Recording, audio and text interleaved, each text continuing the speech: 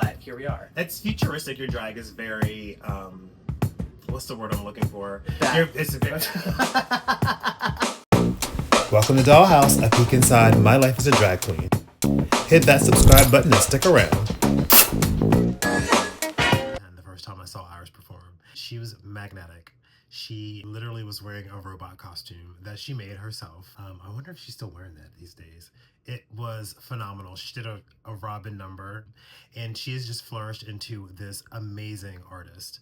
And tonight, I'm going to ask her how she gets the audacity. I'm also premiering a new look. I've been working on this for like a week or so. I finally came up with a brand new costume, a brand new hair. I'm going to be doing a Diana Ross look, and I cannot wait for you to see it. This look was really inspired by Bob Mackie's influence on Diana Ross's career. He always dressed her in a lot of coral tones and peach and oranges and pinks, and pink and peach and gold go together so well. This is our third show so far, and this is my first time actually hosting the whole night. So I'm looking forward to having such a fun night and doing some crowd work and talking to the people in the crowd and having a good time. Girl, obviously I want you to come with me, so let's go.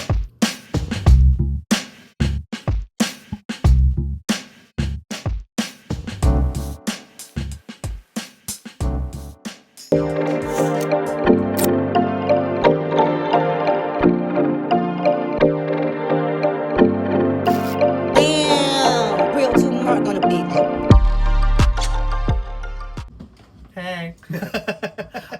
It's still over 10 years ago It's that been we a met. long It's time. been a long time, Yeah. not to age us, because, we still look, freshly 18, darling.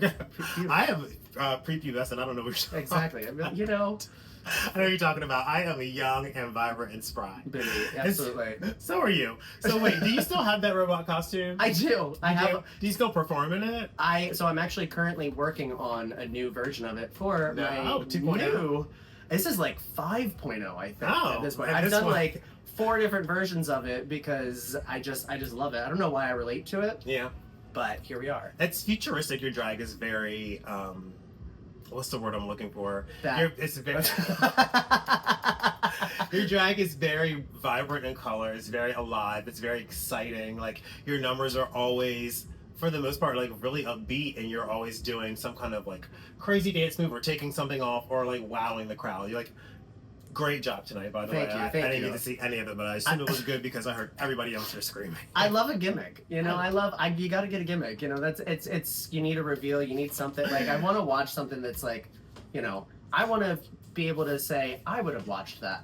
Exactly, You know what I and mean? I would have gave her $20 or like, at least $2. Yeah, Like, sure. Honestly, honey, buy me a shot of Espolon. I'm good. That's it. That's all you need from me. yes, I want people to be wild when I perform too. Yeah. Like, that's the gift that I get from just being an entertainer. From doing it, Yeah. that's the whole point. That's the driving force. It's Oh, that wow. reassurance and that like it's validation and so much work that we put into this that a lot of people who are spectators who think they know that they can do drag, honey, until you start actually doing it, sit down. Just And watch. it's like- hand us a 1, hand us a 5, Yeah, like hand us a 20. literally when I prepare for a show like I did tonight, like I made my mixes, I sent them in, and I listened to them at least 50 times. Yeah. 50 times at least. you're I just like planning like everything I'm going to do during the number. Yeah. I'm going to be like bam, bam, bam here. I'm going to take off my costume here. Like I plan all that shit out from the beginning. So Right. that's like I love to give a good performance. You gotta plan. I think that's why we connect on the way that we do. So Because wow. I'm a Capricorn. Oh really? I'm a Sagittarius. You're a Sagittarius. Okay, yeah, great. that's the best sign. Literally, my sister, my aunt, and my grandfather all had the same birthday, and it's December 19th. They're all Stop Sagittarius. it. I'm December 1st. There you go. I'm first of the month. First of the month. Like I should be. Yeah. So let's get into these questions. Sure. So I want to know, first of all, you are doing so many things. Like I said, one woman show, designer, doing stuff for RuPaul's Girls. Like you are out here killing it. Thanks. Hosting your own shows, you do karaoke at Knot, you I perform do. all over the place. You like hop on a plane and travel to Yeah. and perform and all Yeah. that stuff. Like, how do you balance it all?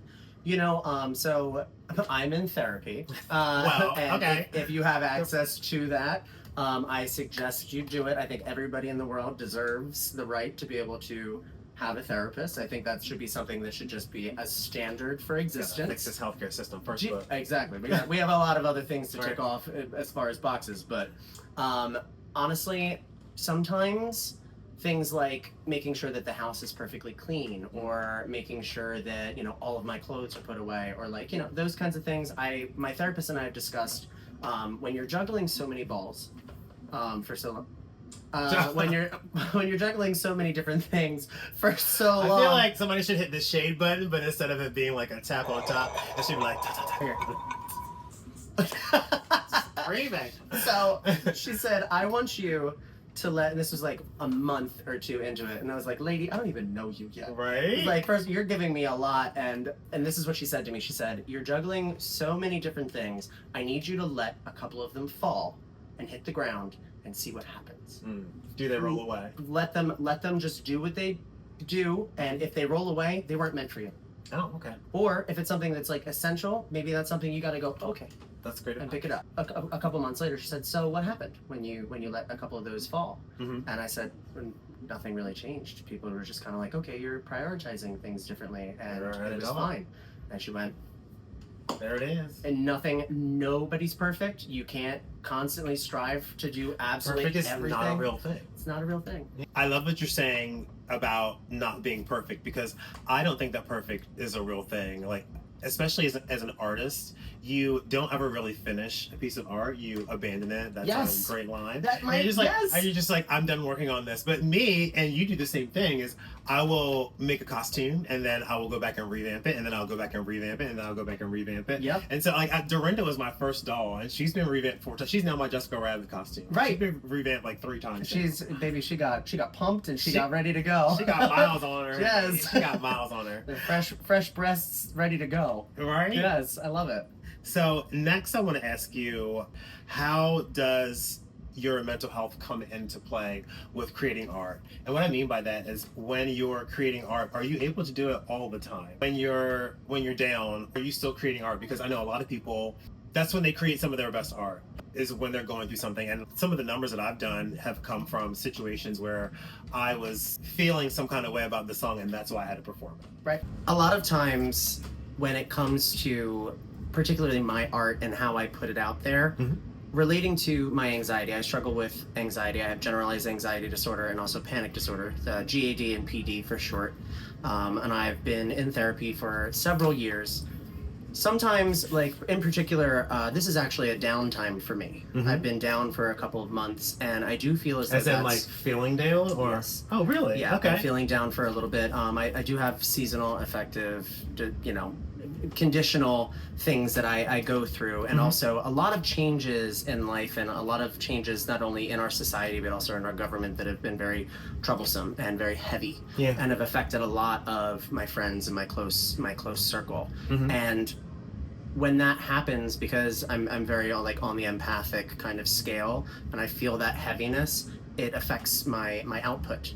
But what's great is that through creativity, you actually satiate your anxiety in many ways, because it's a healthy distraction rather than going out and just getting blasted, or just any type of a trauma response.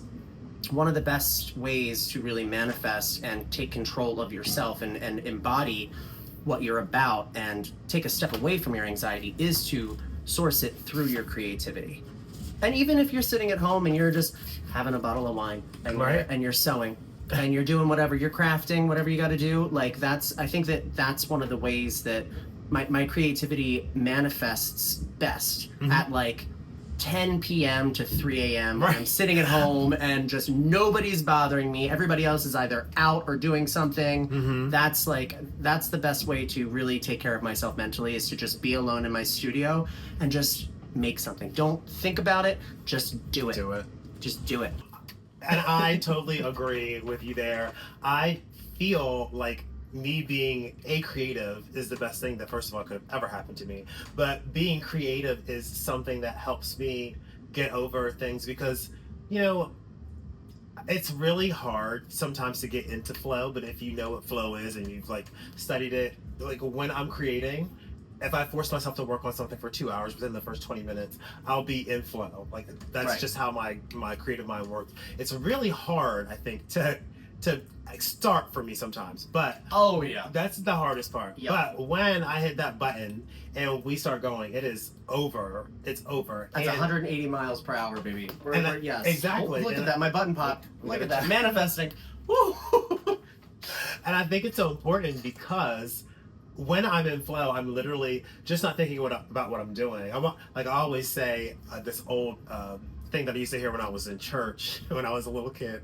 They used to be like, "Let the Lord use you," and I'm like, yep. Hey, man, I'm like, Lord, just use me, just use my hands to make whatever guide me, what I'm supposed to be doing, God. Yep. And it does, and then that in turn, just like I'm in such a tranquil state that I'm breathing. I'm just like, my body is just doing what it's supposed to do. Yes. And then it just brings me around every time. That, and I'll tell you one more thing, is when I'm having a bad day, and this is something that I hope that anybody listening takes with them and uses this, or you yourself, when I'm having a bad day, one of the things that helps me most get over it is thinking about how grateful I am for what I have and how far I've come, because I've been an artist for a long time. And you know, when I was hosting the Parrot the first time around, did I know I was going to come back here? Maybe a little bit, but did I know I was going to grow so much before I came back? Absolutely not. And here I am, like, doing different drag than I did back then. But the other thing that I wanted to say about how creativity pulls me out of that dark place is that I forgot my thought. It's gonna come back to me. That's fine. You dropped the ball, but you're gonna pick it back up, baby. That's it. It's not rolling away. It's just sitting there. Wait. She's stationary. In this moment of pause for Tara to find her thought.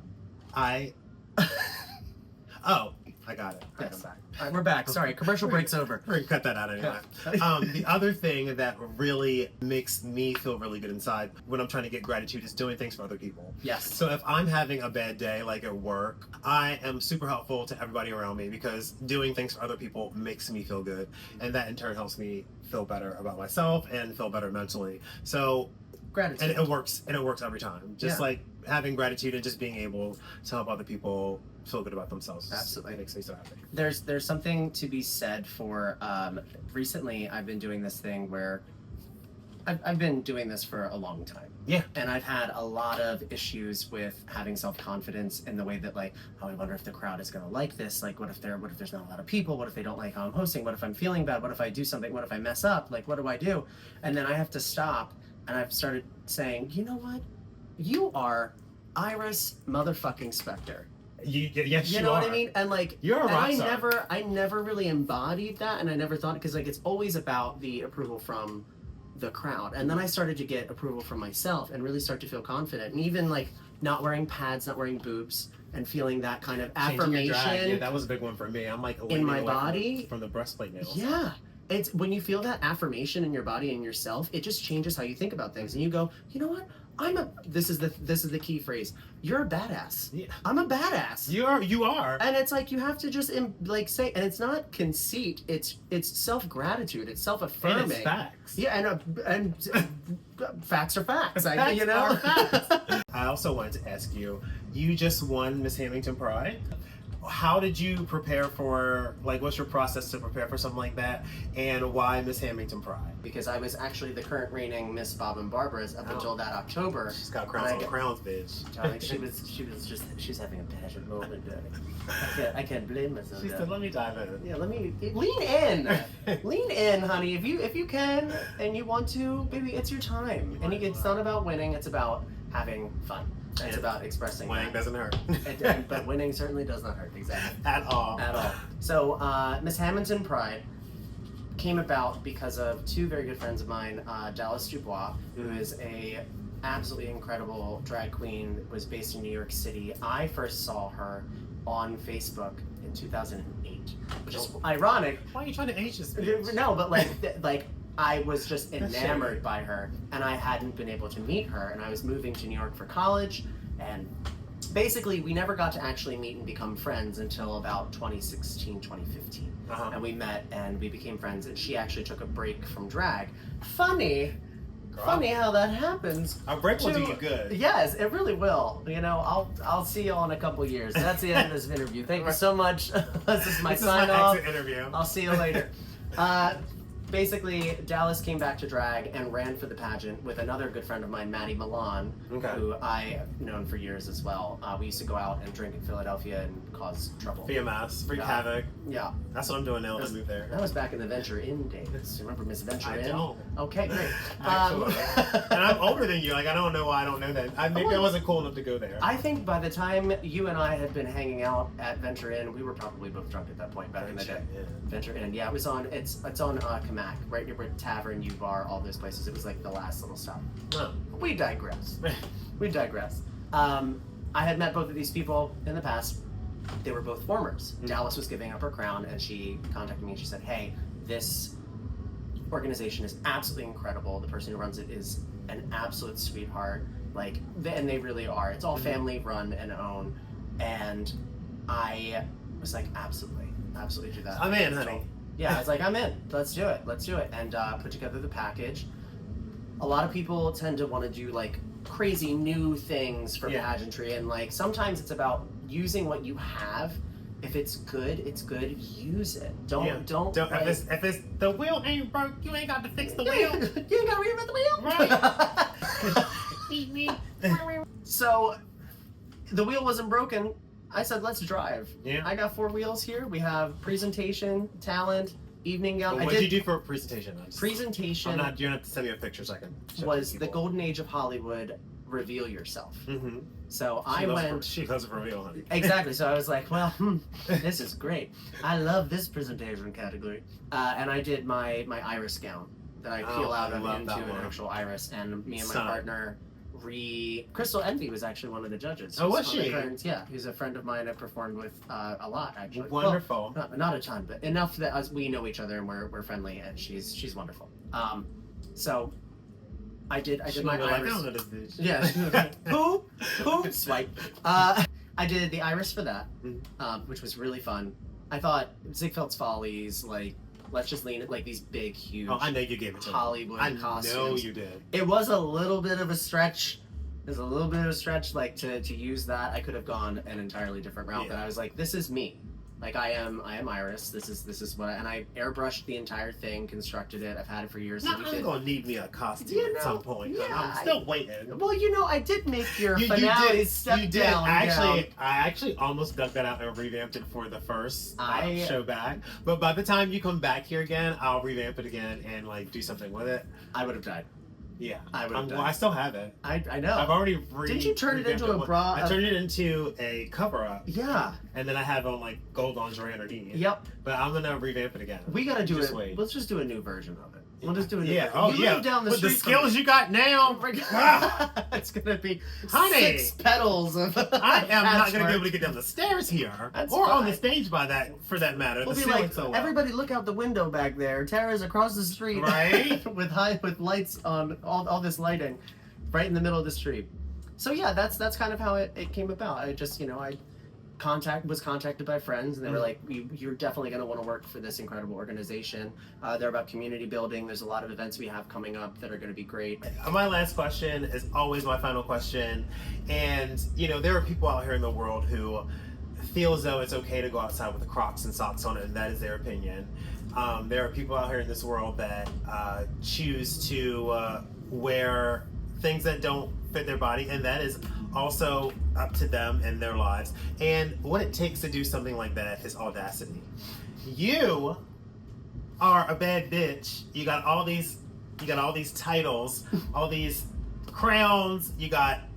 You're producing, you're making drag race costumes. You're out here being the baddest bitch. Where do you get the audacity to do what you do?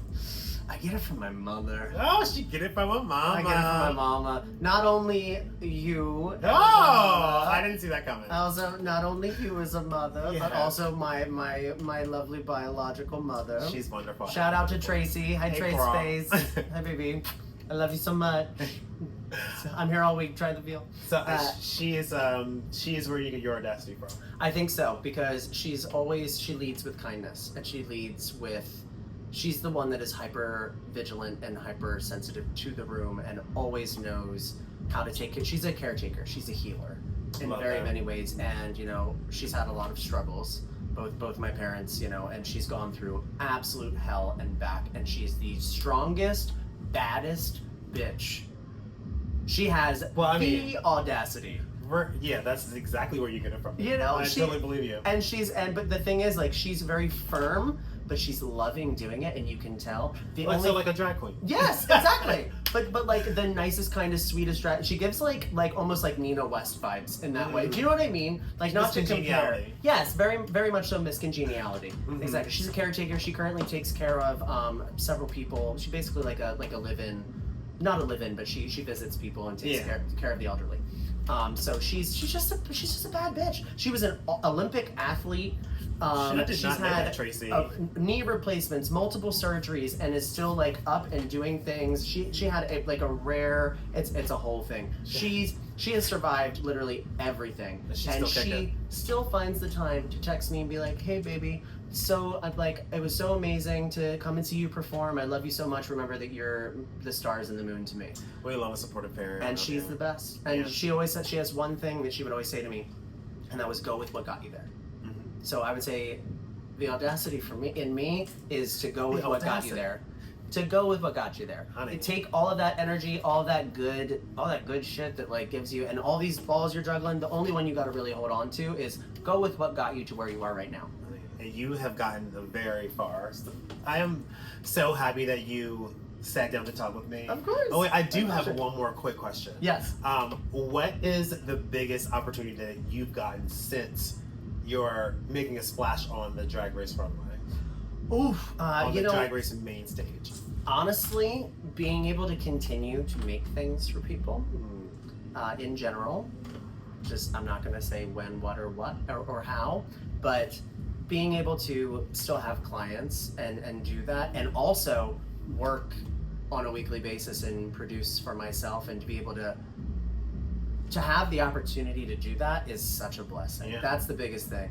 And also, I love, like, my favorite event that I've done in the past year is when both me and my partner, Bear Trap, shout out to Bear Trap, is an incredible dancer and performer. So amazing. Your current reigning Mr. Hollywood Burlesque. Or, hey, by the time this video comes out, they might have already had They might have a new one. They might have a new one. So I'm gonna try. Right, but we're gonna keep it that.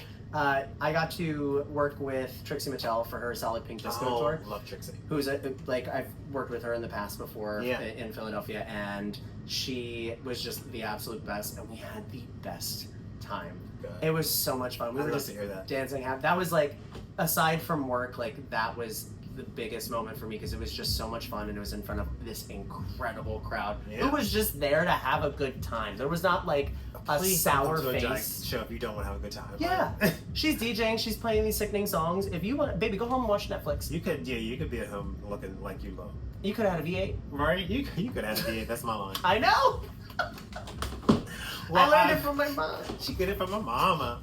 Well, like I said, I'm so glad that you sat down with me. Thank you. I can't wait to work with you more. I'm in Philly now, so I'm excited to see you more often. Oh, we're gonna keep do this again. Yes, absolutely. Yes, thank you. So you are first.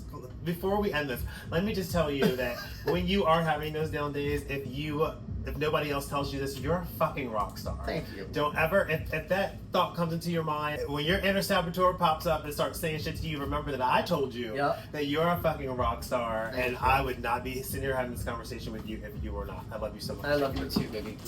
Thank you so much. Ooh, she said, "Oh, I gotta go. I gotta go. Bye. I gotta go highlight my paper for tomorrow." She gotta go tone her hair. Kiss noise. Tonight was so much fun. I got to debut a new costume. I got to interview one of my lovely drag children. I had a blast. The crowd was really fun, and I interviewed Iris about how she gets the audacity to be so amazing, which was one of the highlights of my entire night. And I am so glad to take you guys on this ride with me. Kiss noise.